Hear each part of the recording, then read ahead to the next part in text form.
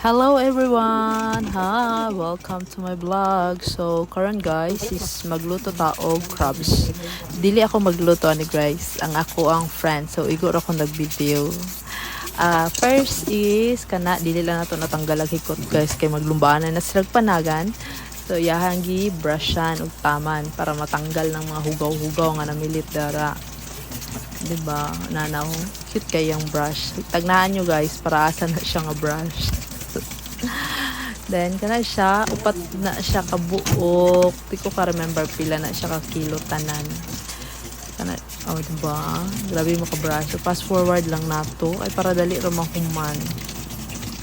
Then next guys is hugasan og balik. The last hugas. Then naapod tayo shrimp guys. Kanang shrimp is nahugasan na nadaan ka ganina.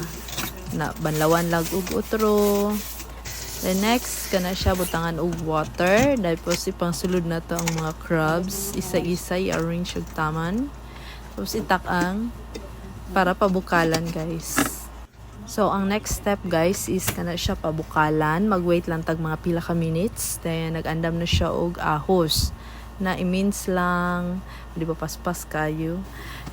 Di ba fast forward guys. Tanggalan na siya, luto na ang crab. So gitanggalan niya hikot. Isa-isa di ba grabe kay sila nakahikot. Make sure yun nila nga dili makatakas ang crabs. By the way guys, salamat tayo kay sa nagtanaw sa akong YouTube.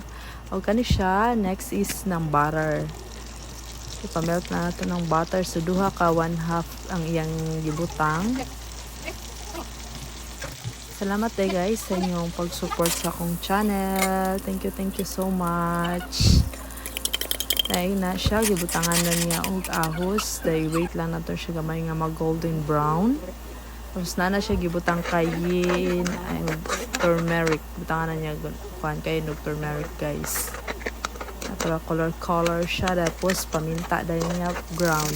Ug ang magic sarap ng bayan guys. Dili mawala. Para lamig gid kaayo.